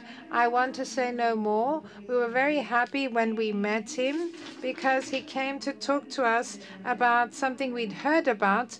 I'm talking about the fact that sometimes food is bland. People complain that this is not their favorite food. And when the food is bland, we keep saying this is food that you eat in a hospital. And sometimes we visit hospitals because one of our loved ones is hospitalized. And of course, when you're not in hospital, you can choose what to eat. And if you don't like what you have at home, you can go order from outside. But if somebody's a patient in a hospital, you don't choose what you get to eat. Iakovos, tell us more about this. Iakovos Apergis is the cook from Zanio General Hospital of Piraeus, and you were in the news. And this is something we have discussed, and this should not be in the news. You were in the news because you gave another dimension, an additional flair to food in hospitals.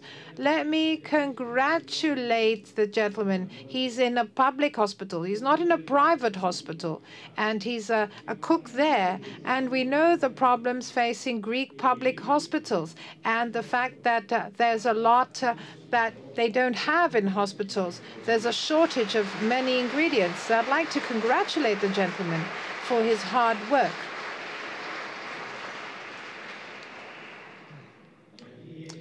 You have shown great sensitivity, but you're a great cook, and you've given a personal touch to what you offer to the patients, because it's very important for somebody in a hospital bed, even people who are actually on their deathbed, to feel that they are actually eating something tasty. So congratulations.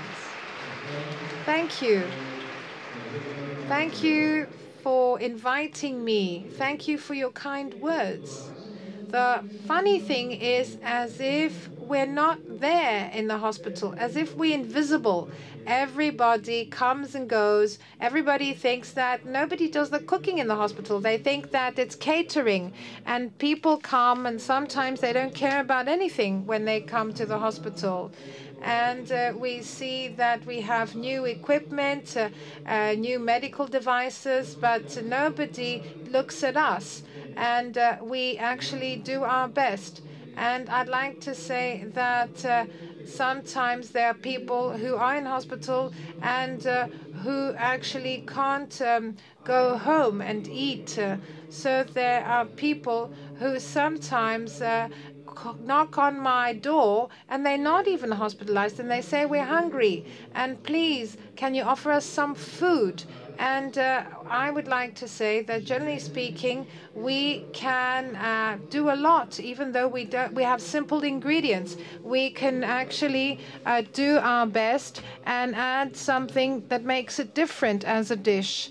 And some people might say, look, they don't even have syringes in hospital and consumables, and people fight over food. And you can't deprive this food from a person who hasn't chosen you as a chef and who cannot lay claim to it. And you can't say to somebody, you're going to eat it because you have to eat it because I say so. You must understand that some people are all alone, and sometimes they don't have somebody to feed them. And some people may have the food on their bedside and aren't able to eat it themselves. They have to be fed. So this is something we should always understand. And sometimes people don't care about what other people eat. They can eat junk food. Nobody cares. They can eat rubbish. And I would like to say that we really have to understand what it means to eat food in hospital. My mother died in a hospital, so I think we should treat people with dignity. And let's not forget that we also have children that are patients. We have many solutions. We actually can make a cake which we can actually, it's just jelly and some kind of pudding. And it's a simple thing that you can give them, but it gives them great joy. So you don't need to offer much. It's just that we were complacent. I'm really happy to be a cook, and nobody is going to deprive me of the right to feel great joy when I'm a cook. Just because I'm in a public hospital doesn't mean that I can't be as good as the other chefs. I want to offer, but I want to offer food as a human being. I want to be a human more than anything else. And I want people to allow me to do what I can do, because people say to me that it's more important to have a CAT scan than to have a good kitchen in a hospital and to have the right pots and pans and the right ingredients. I think we need to provide high quality food, because a lot of people don't want to eat hospital food. They say, I'm just going to go get my x-ray done and go home and have food there. So we can actually fix that. And sometimes some patients came and say, I had this wonderful dish, thank you so much. And And there are a lot of other cooks in public hospitals who are also extremely good, better than I am. So it's not a matter of money. It's a matter of will. You have to play your role correctly. You have to be a professional, and you have to offer food with love. And let's not forget that we're part of a chain. We're like the links of the chain. And I'm talking about the hospital chain. So, okay, we have the doctors who look after the patients. And they just imagine if the doctor has actually not had some good food, then they'll be grumpy as well. And let's not forget that the doctors have to be fed well. It's not just that we send them to a good university to become doctors. So they have to be happy too. That's what I'm trying to say. So we do our best. And if you gain recognition, you actually want to attract more people who can also offer good food to the patients. But I think that this should no longer be in the news. I shouldn't be in the news because I offer good hospital food. That's wrong. And let's talk about the Mediterranean diet. We know that the Mediterranean diet has reduced the death rate amongst firemen, for example, or policemen. I made moussaka, and instead of bechamel, I put fava, which is split peas, and it's like a puree. And this is now a Mediterranean diet recipe that was introduced in the US, and they eat it. It's wholesome. It's very nutritious. So why can't we do the same? We invite people over to our house, and we cook whatever we like. And I don't know how this can be done in hospitals. So we need to do some research. We can't all eat the same. For example, if somebody's at home and somebody has gastric flu, they eat rice. They boil rice and eat it. This doesn't mean that everybody else around the table needs to eat the same, something bland. And sometimes you have people who come with an ingrown nail, and they are in hospital, and they're just going to have a simple operation and leave. This doesn't mean that they need to eat bland food, the same food as somebody who's undergone surgery.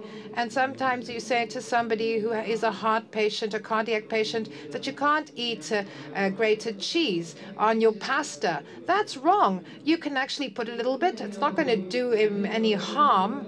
And once somebody came and said to me, I have a problem with my intestines, I have irritable bowel syndrome, and they kept giving him soup.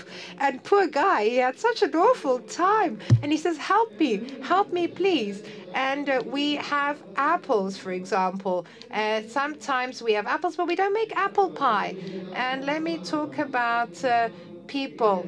There was a competition. We're understaffed, and we need people to work in the kitchen. And what was the main criterion? To have some disability.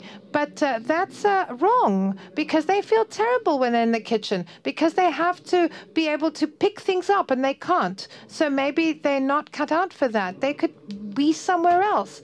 And I remember somebody who came to work in the kitchen, and he was brought to help me in the kitchen. And this person has a disability. It's not fair on him. It's not fair on me. It's unfair for both of us. And it's really wrong, because he could do something else and not be apologetic towards me because he can't pick up something, for example.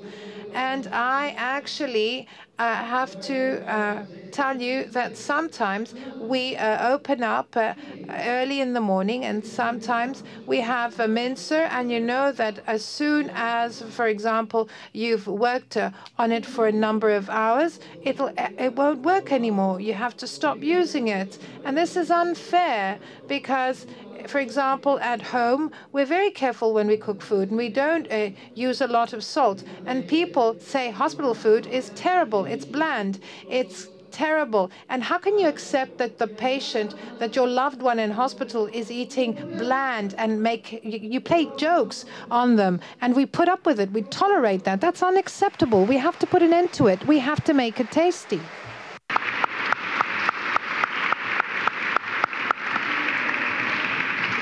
Μακάρι το πάθος σου. Well, let's hope that your passion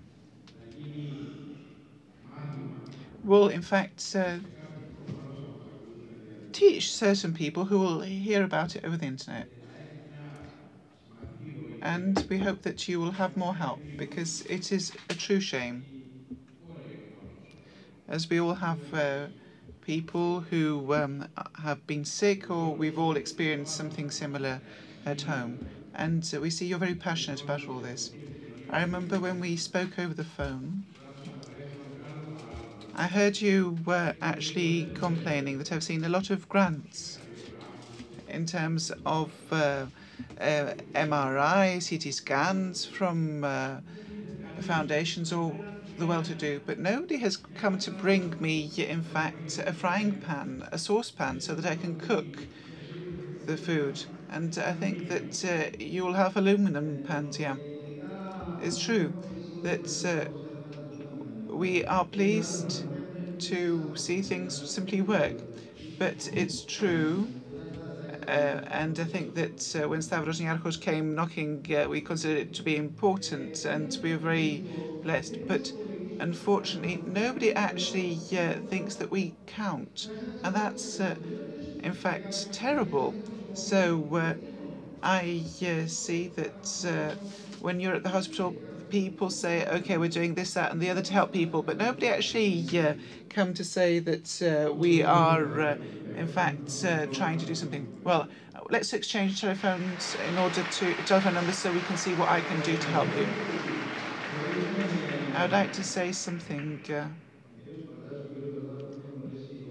Mr. Paliaros and Mr. Lazaru have met him, and I have actually said that actually met the Women's Cooperative in Crete with Ms. Lazaru, but I must say that these gentlemen have actually congratulated me as a cook at hospital, even though they are amazing chefs, and they've done that more easily than young chefs. And in Crete, Mr. Lazaru actually said that I was a colleague of his, and it's not something that I've heard often.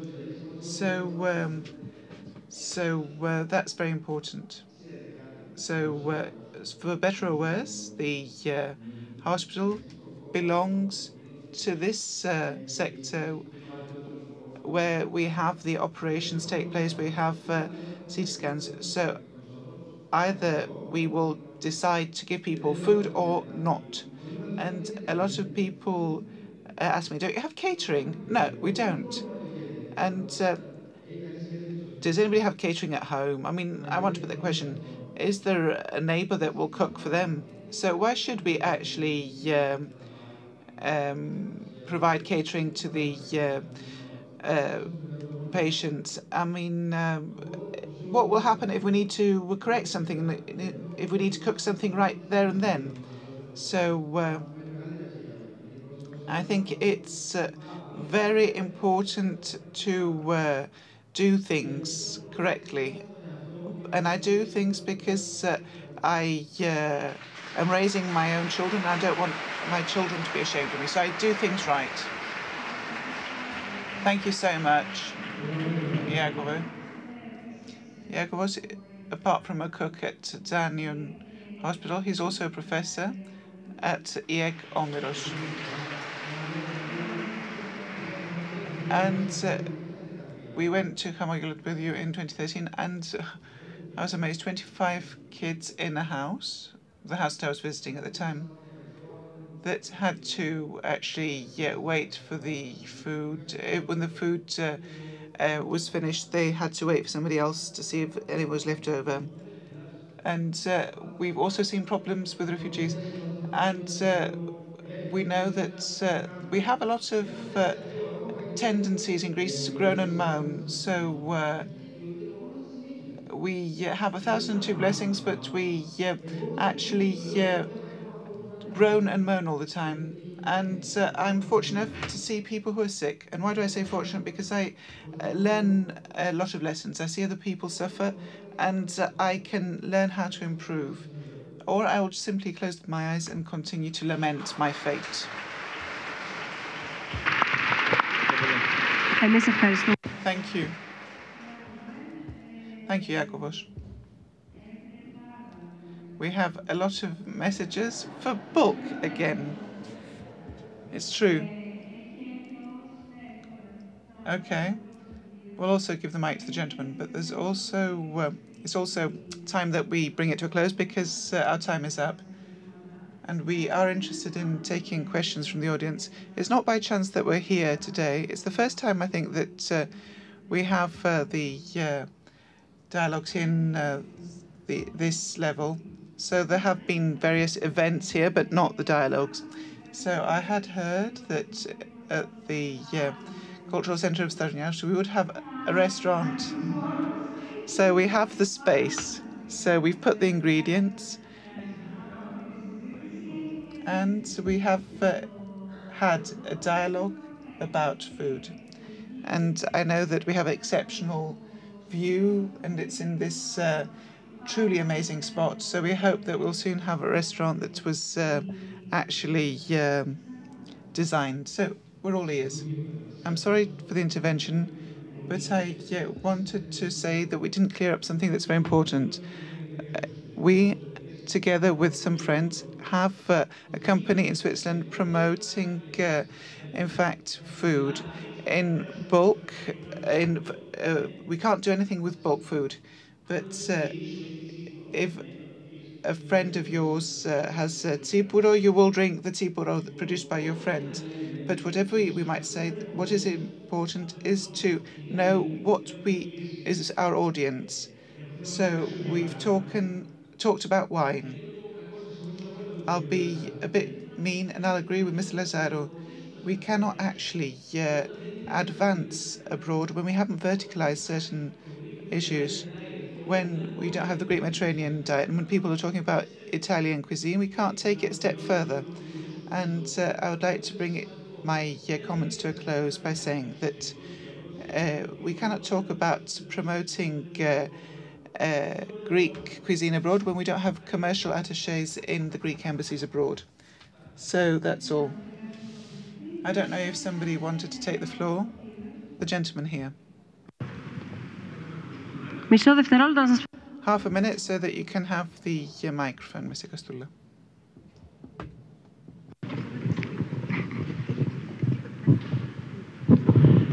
My name is Kostoulas. I would like to address a question mainly to Mr. Lazaro, not personally, but as a representative of the Guild of Restaurateurs, more generally. So, on behalf of which added value will a wine that bought for 5 euros can be sold at 25 euros? So, this question is linked with the major issue of bulk products, perhaps the products who also have a large portion of the blame because they also bottle the wine, but they also have other packages, and we see that they actually do this wrongly. So why do you actually stop people from buying a second bottle of wine if you sold it at 15 euros rather than 25 euros? And we know that when they've actually finished the first bottle and they would like to drink another glass of wine, they think, I'll have to pay 25 more euros. And that means that the restaurant bill is 30% comprised of the cost of wine. So I agree completely with you when we talk about bottled over bulk. We will always opt for bottle. I think it's very wrong of people to actually opt for bulk wine. So I'm just actually asking whether consumers actually are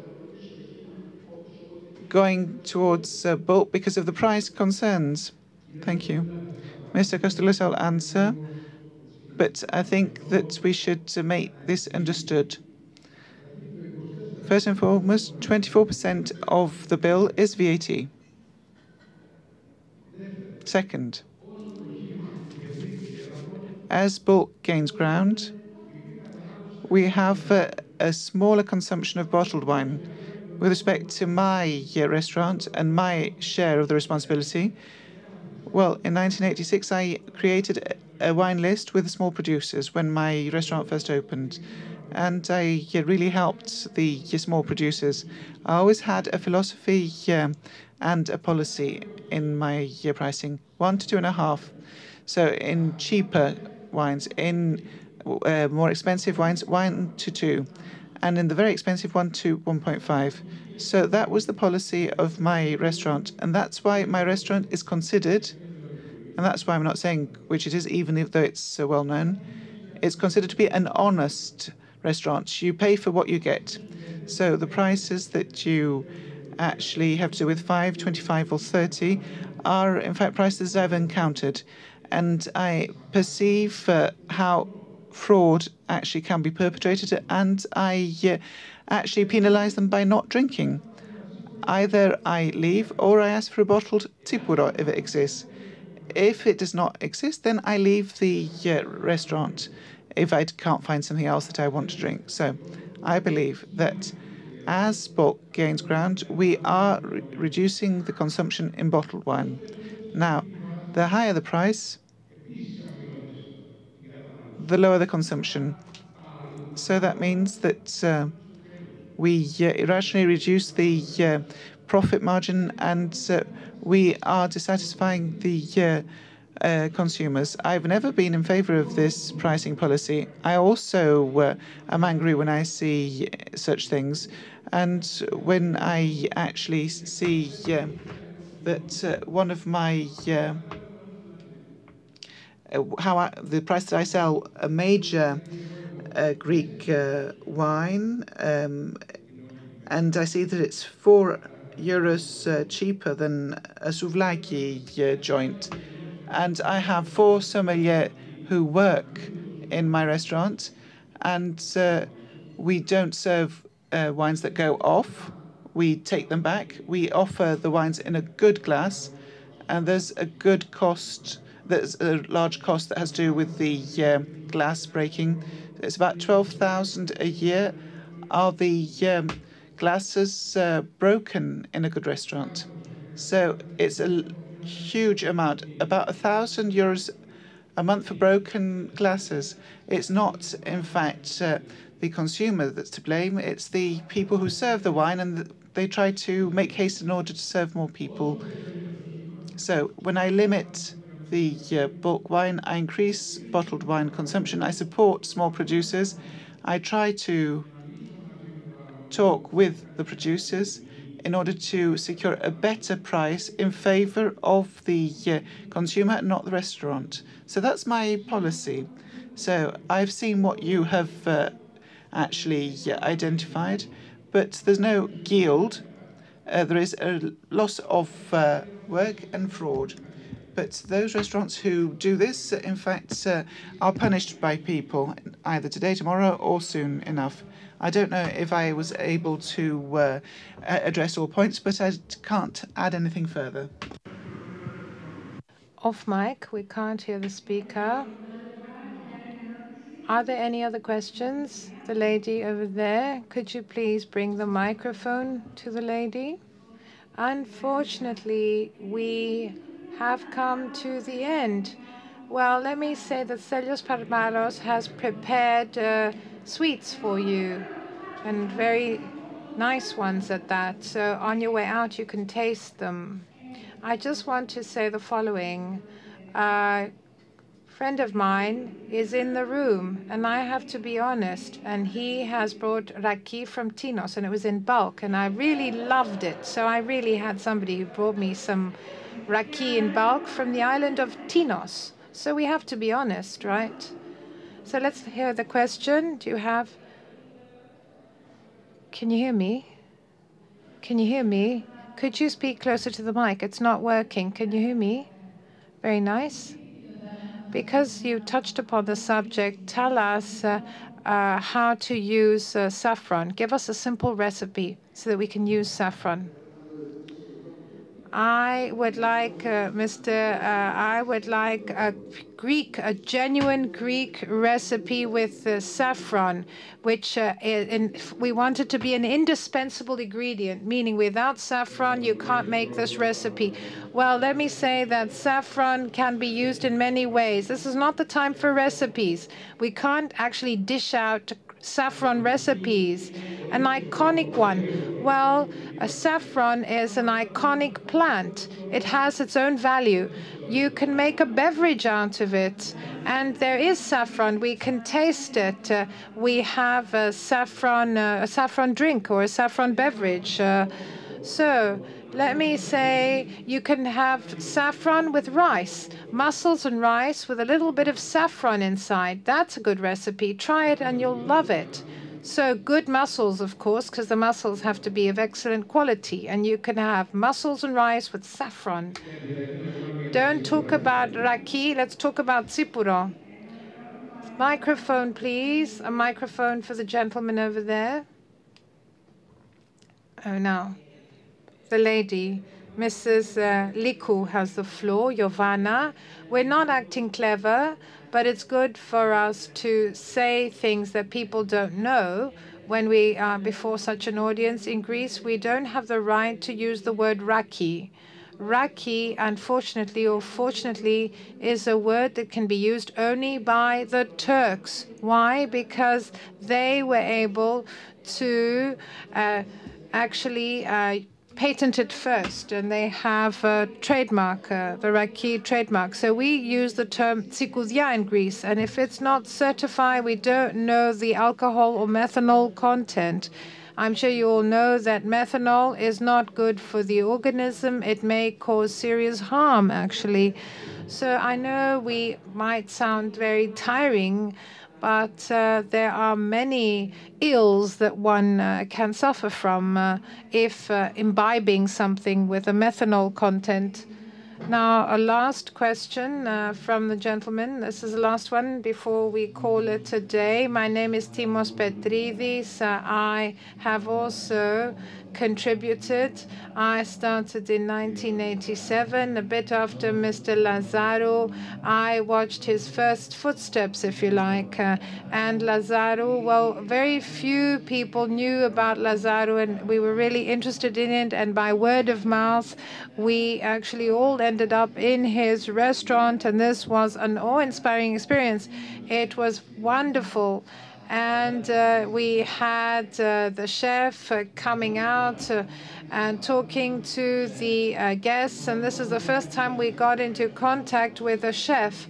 I have two restaurants, one in Santorini and one in Athens. And in the one, I also used to be very creative. So let me finish on a positive note, and let me be optimistic, because I heard the panel complaining. They said that very little has been done. Greece is to blame. Greeks are miserable. They're to blame for their sorry situation. The Greeks are backward. So when we started in 1986 and 1987, we were lagging behind. We were the laggards. But now, so many years later, we actually have caught up. We have standards that are the European Union standards. The Greek cuisine is known the world over. There are many books have been written. If you go to a library or if you go to a bookshop, you'll see that there's a whole section with Greek cookbooks. Some are good, some are bad, and some are excellent. And the National Tourism Organization has also published two books in English and in Greek about the Greek cuisine. There's also a book regarding the ingredients, also the products, the PDOs and PGIs from all over Greece. And there are also some excellent cookery books. Mrs. Kochilas has an excellent cookbook. Unfortunately, it's out of print, and it's a pity, because this was a very important book. Now, Mr. Lazaru, I knew him in 1986 and just a handful of other people. Now he's known to all Greeks because he has appeared on TV. And there are many, many itinerant, if you like, shows where chefs go from one village to another presenting their recipes. So I think we're on the right track. We're doing well, and I'm sure we can do even better. Amen. Now, one last question, one final question, but Efi Lazaridou also wants to say something very briefly after we hear from the last person who would like to ask the question, because we really have to finish. So, good evening. Congratulations to everyone. SNFCC represents these dialogues. Sincere thanks and congratulations. I have to ask Mr. Lazarus and frontline personalities to be incorporate, to be studying to the young peoples, to be find this aroma cuisine, to serve the family, to feel happiness. Because all the peoples are watching every time on your participations, but cannot meet in contact with you. If have offering a position from the SNFCC to be fine to study, to find these people together to studying this aroma cuisine. Thank you all.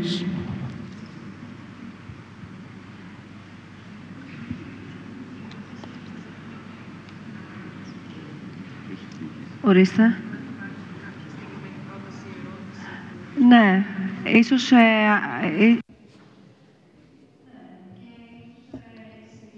So maybe on the internet you can send your proposals. So please send your proposals via the internet to the Stavros Niarchos Foundation.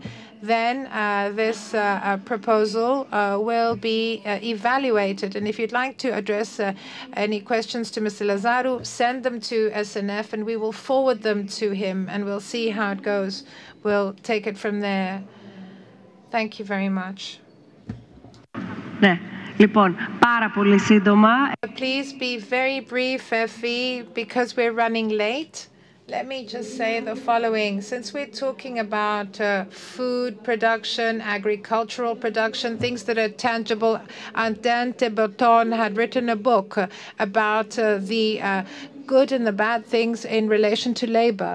So it's very difficult to find somebody, to find people who can actually see the tangible results of their labor.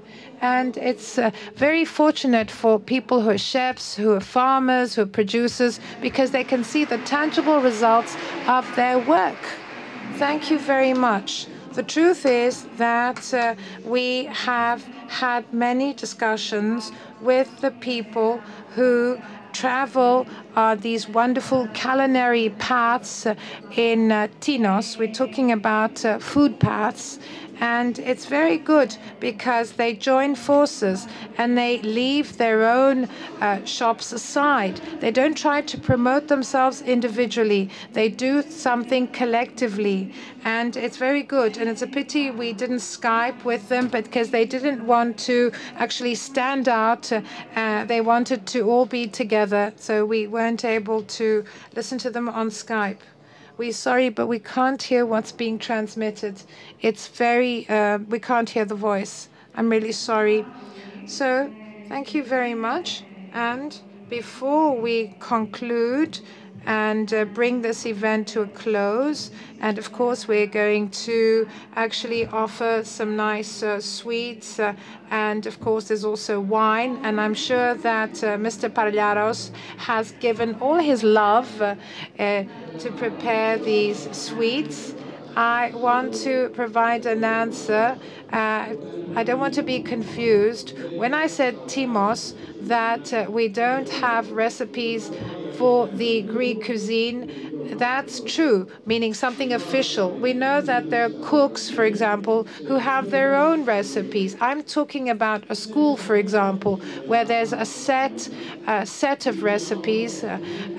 I'm talking about the responsibility of those higher up, in higher places. When we say national cuisine, I'm offended to see that Cordon Bleu is one of the books taught at a Greek school. And it's insulting for me as a citizen, but also as a chef. And I didn't become known because of the fact that I appeared on TV.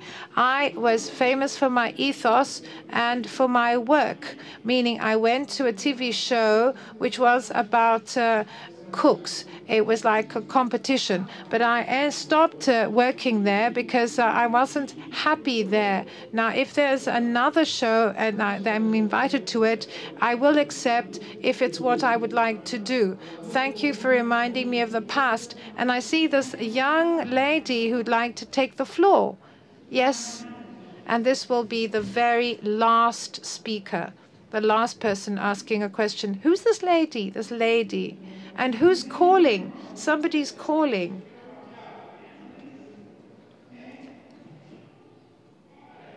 We can't hear the lady. You said something before about wine in bulk. Since they're harmful, since they're bad for us, couldn't they be at the same price as the bottled wines, for example?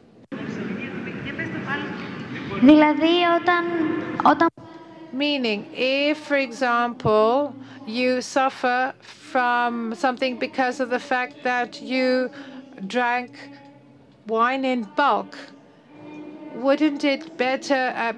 Okay, so the lady's just saying that if you actually become ill because of the fact that you drank wine in bulk, wouldn't it actually end up costing you the same or even more as you would actually pay to buy bottled wine? So actually it's going to cost you a lot more. So it's not worth the risk.